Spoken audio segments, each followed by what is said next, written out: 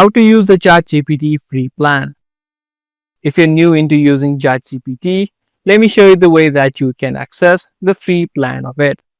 If this video sounds helpful to you, make sure you stick till the end and let's get right into the video. Now the free plan is accessible to anyone.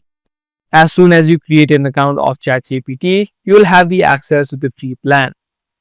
So open up a web browser and search for chatgpt.com. Once you search for it, if you don't yet have an account, click on the sign up for free option. This way you'll have numerous ways that you can log into your account. Either you can use your email address, the Google account, your Microsoft account, your Apple account, or your phone number. So depending upon what you want, select the type of account that you can create. If you use your email address, type in the email address in this section, and if you click on continue in the next section, you need to create a password. If you don't want to use your email address, and for example, if you want to use your Google account, you don't need to create a password. As soon as you select the Google account you want to create an account with, your account will be immediately created.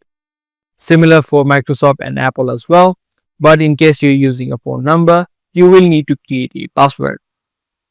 Once you've now created the account of Chatgpt, this is going to be the free plan, as you can see on the bottom left of the screen. It does have some limitations, but however, for the most part, you can easily use it to do any work.